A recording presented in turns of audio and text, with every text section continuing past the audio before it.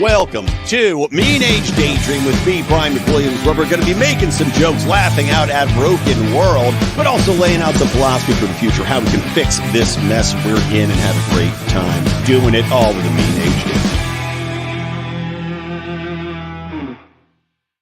Whoa! What's up, buttercups? Welcome to Mean Age Daydream with you and me and everybody else out there in the world. That's just beautiful. I am frazzled. I'm tired. I am seeing double vision because I've been looking at my phone to computer to phone to computer. And yet, here I am, dedicated to you people, to bring you the latest in my take on all the craziness going on in the world. So I will talk today about the Libertarian National Convention coming up. This is going to be a very short episode, but punchy, short and punchy. Like the little guy from Punch-Out, Little Mac. Except I'm Big Mac. No, oddly enough, no one's ever called me that by the nickname, Big Mac. McWillie, yes. Big Mac, no. Anyway, we're going to talk about the convention. Obviously, I've got some in-depth knowledge of that. We just announced Ron Paul will be keynote speaking on Sunday, so that is something to pierce your tits for. There's still tickets. Come on out, guys. I'd love to see you. I will be walking around the convention. I will be busy as hell, but Lions of Liberty did get a media booth. Sadly, Odie's not going to be there with me, but I'm hoping I can do some interviews or at least sit down at that booth and chill and say hi to people during the lunch break. So please come find me on Media Row. I'll be there at least part of the time. If not, come high-five me. Come get a drink after the convention's over. Be happy to see you. So let's start off. Where to start? Klaus Schwab. Goodbye, Klaus. He's stepping down from the World Economic Forum, the WEF, the center of all bad ideas outside of California, but of course, California, a big contributor to the stupidity of the world in WEF concepts. Yeah, Klaus Schwab, who has called himself the, the securer of our future.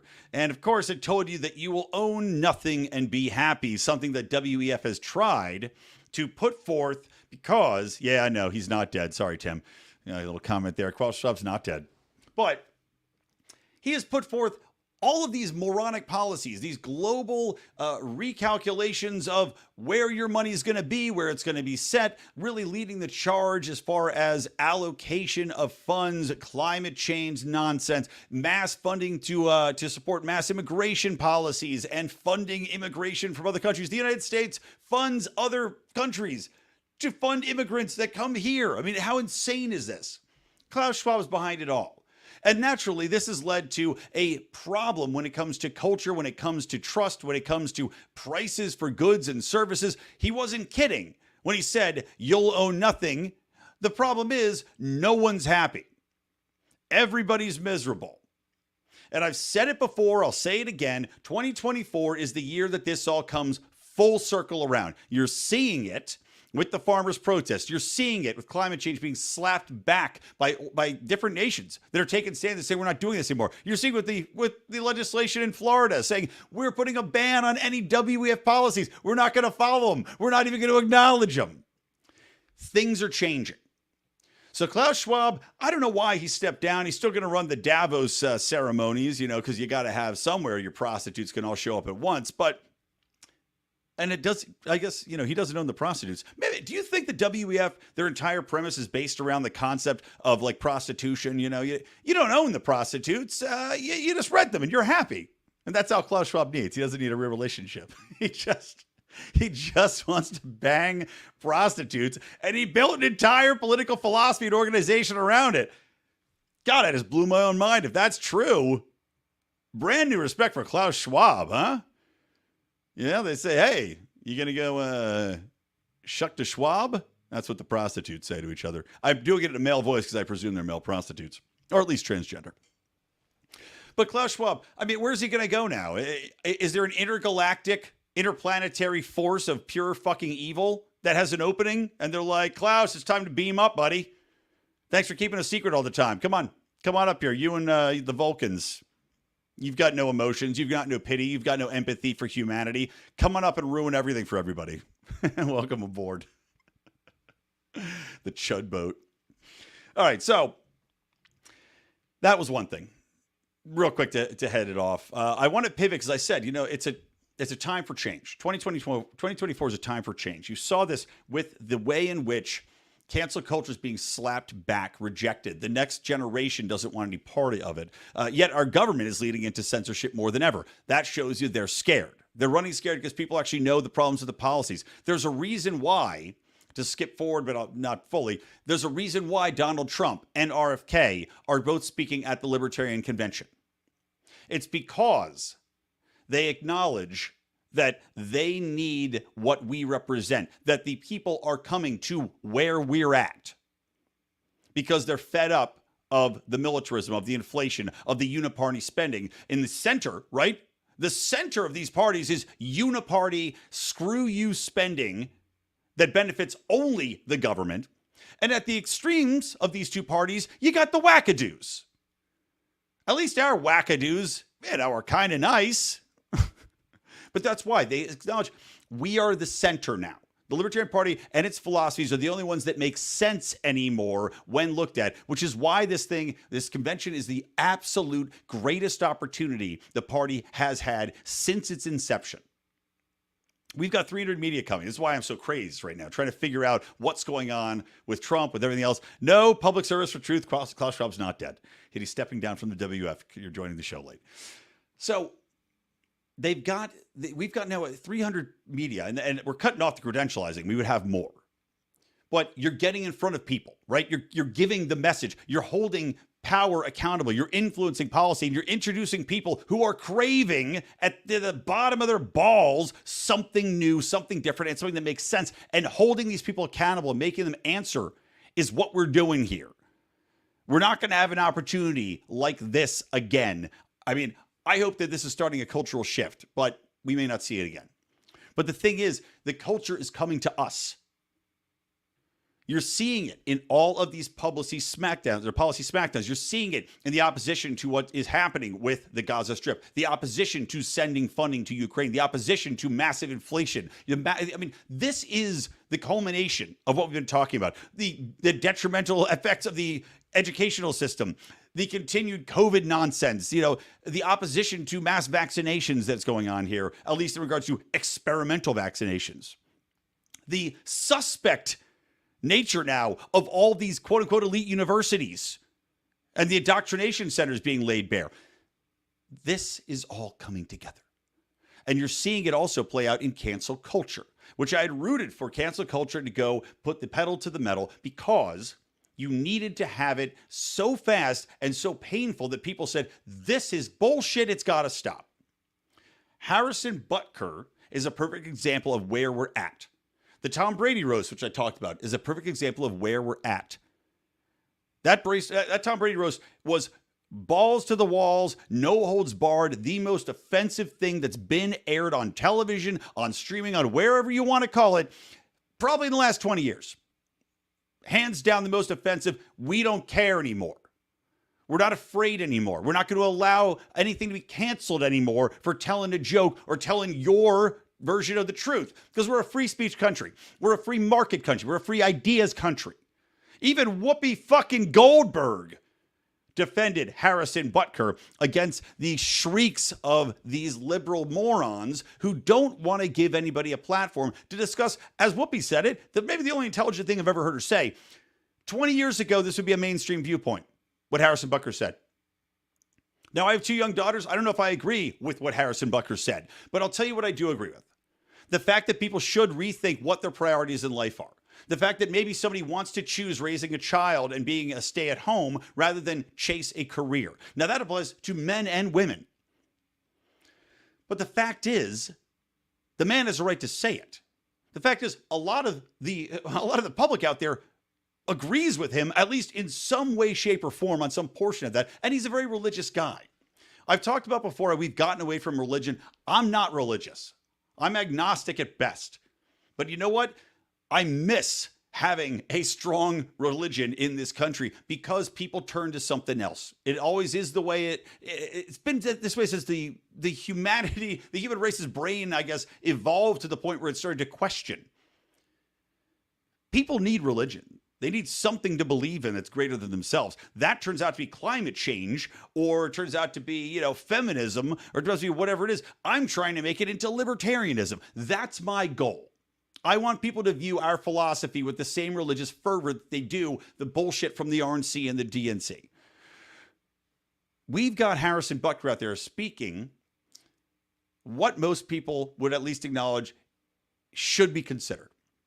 There are calls to cancel the man. Kansas City put out a thing. Kansas City, the city, tried to dox him.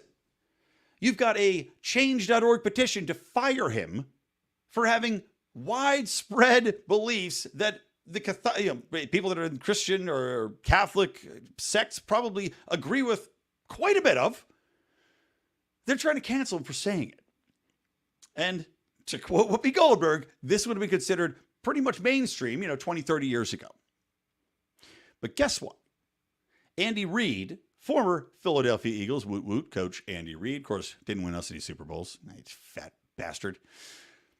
Andy Reid said, you know what, you try to fire him, I go too. Now, if your head coach, your Hall of Fame, Super Bowl, numerous times winning head coach, tells you as an organization, you dare to fuck with Harrison Butker for saying this to a and giving a speech at a religious college, by the way. You dare to fire him, I'm out. You lose me too. You have the daughter who now I think, I can't remember if she's the exact owner now technically of the Hunt family that owns the Kansas City Chiefs. I think she's young and hot, which makes me even more interested. My wife wouldn't like it, but I think she's young and hot. She got questioned about Harrison Butker, and she just basically said, you know what, my mom raised us. She stayed home. It really shaped what I became as a person. It helped me. I think there's a lot to be thought about when it comes to roles of who wants to do what and the benefits that has, especially when you have kids. So she's not taking this line down. Cancel culture is over, my friends. We won. The lunatics have been dismissed. And I'll tell you how much you can even see the cancel culture in the lunacy asylum that was this entire left philosophy of if you don't agree with me in every point and position, you don't get to talk. That's extending into DEI, right? All this DEI nonsense, canceling people from work positions, from promotions, because there's entire departments dedicated to custom checking boxes and picking people because of their race. Those departments are being completely eradicated. North Carolina, Florida, these two colleges eradicated the DEI divisions. North Carolina put it into campus police. Now, I'm as suspect of police as anybody, but you're telling me that you wouldn't rather have an additional layer of safety on your campus as opposed to an additional layer of psychotic, bureaucratic monsters who wield a cudgel based upon subjective philosophy that's been Marxist into these institutions? That are held zero accountability for themselves, that have just, God, the amount of money that's been put into these DI programs. You're telling me you wouldn't at least have rather some cops around instead of that shit? Well, good news. That's the way things are going. Not only on college campuses, which are, by the way, you'd think the most secluded, these most insular, the most safe places for these DEI worthless motherfuckers to reside. They're taking them out quickly, but it's also in corporations. Because corporations are realizing, and I saw an interesting little talk by James Lindsay, giving a talk to the board. God, I'm trying to think if it was Chase Bank. It was a massive corporation. Boeing. It was Boeing. Good old whistleblower Boeing. He gave a talk to Boeing and their investor group talking about how DEI was, if anything, in the best of circumstances, a distraction from their core values. And Boeing certainly seems distracted. Their planes are falling apart. They're crashing into the ocean. The doors are flying off. DEI is a misallocation of resources. And as Lindsay said in his presentation, it is not something that shareholders should be in favor of. We were doing our call for our Mufasa members of the Lions of Liberty Pride. Go join patreon.com/Lions of Liberty or lionsofliberty.locals. Get my morning rants, get our bonus shows, get bonus access to us, plus the $10 Telegram channel we have now, $10 and up, direct access to us, typing in there, making jokes, etc. But our buddy of mine, Carl, was talking about how, when you look at Boeing, we look at DEI, we look at all these kind of factions in there and how they take away. God, I totally lost my train of thought. I forgot what Carl said now. It was about DEI. It was about getting in there. Well, I can't remember now. This is the problem when you're low on sleep. Woke up at 2 a.m. last night with, panic attacks and all the shit I have to cross off. Point being, guys, you're taking away from your core competency. You're taking away from the goal of the company. Like, you only have so much time and money to spend and invest in this. And if you're focusing on DEI matters, you're getting away from your core competency. You're seeing it swing back. So, Harris and Butker, congratulations on not being canceled, everybody. We won. The sane people are winning. Okay, let's circle back now because, as I said in this very short episode, I want to talk about what I'm looking for on the Libertarian Convention floor, what I want to see, what I think is going to be fascinating. And I want to bring this up because I think this is a very important point to make. I talked about how Trump and RFK are coming to us. I'm fascinated to hear what the pitch is going to be. And for anybody out there that was whining and bitching about the Libertarian Convention platforming these evil people, well, guess what? If your ideas are so weak, if your membership is so weak that it can't hold its own against a Donald Trump or an RFK Jr. coming in and pitching you on getting their votes, which, by the way, is not even what's happening. RFK is to an extent. Donald Trump is coming to pitch us, but as I said, Donald Trump is not coming to speak specifically to our group to win our votes. Donald Trump knows that we represent what everyone in America that's distanced themselves from these psychopaths and the Uniparty, what they want to know. We're going to present 10 questions to Trump as voted on by our membership that he needs to address. And he's taking it very seriously for a very good reason. Because we represent everybody in the middle that's looking at what they've done to us, what they continue to do to us. As I mentioned, with their inflation, with the climate change, with the bombing, with the military-industrial complex, with the domestic spying bills, the deep state. Everybody's looking around and going, what the fuck? And the mainstream media doesn't want to cover it. Well, guess what? Now they're going to. Now they're going to. And Donald Trump knows that people want to get these questions answered. They want to hear from our perspective because our perspective is the perspective now. Our perspective is the mainstream perspective now. That's why he's coming to talk. And what's interesting, I think, is not only that this is going to put a focus on what we stand for, but it also shows you that we're doing a debate with Vivek Ramaswamy, right? Vivek Ramaswamy. Now, he's going to debate the vice presidential candidate, right, as decided by a straw poll. So that dickhead of a louder car, probably you could hear on the podcast. Fucking fuck these people with loud car engines. So he's going to debate on a topic which is how best to dismantle the state. Now, Vivek, don't forget, was running for president under the GOP ticket. He may yet be Donald Trump's pick for VP. I don't know. Maybe Trump will announce it at our convention and then it'll be an even bigger thing. But I'll tell you what, Vivek suggested that topic. Think about that.